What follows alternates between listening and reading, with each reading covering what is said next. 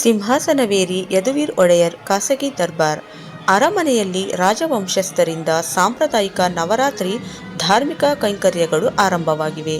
ನವರಾತ್ರಿಯ ಮೊದಲ ದಿನ ಅರಮನೆಯಲ್ಲಿ ಬೆಳಗಿನಿಂದಲೇ ಧಾರ್ಮಿಕ ಕೈಂಕರ್ಯಗಳು ಆರಂಭವಾಗಿದ್ದು, ಮಧ್ಯಾಹ್ನ 12:42ರಿಂದ 12:58ರ ಶುಭ ಮುಹೂರ್ತದಲ್ಲಿ ರಾಜವಂಶಸ್ಥ ಯದುವೀರ್ ಕೃಷ್ಣದತ್ತ ಚಾಮರಾಜ ಒಡೆಯರ್ ರತ್ನಖಚಿತ ಸ್ವರ್ಣ ಸಿಂಹಾಸನಕ್ಕೆ ಪೂಜೆ ಸಲ್ಲಿಸಿ ಬಳಿಕ ಸಿಂಹಾಸನವೇರಿ ಪರಂಪರೆಯಂತೆ ಖಾಸಗಿ ದರ್ಬಾರ್ ನಡೆಸಿದರು.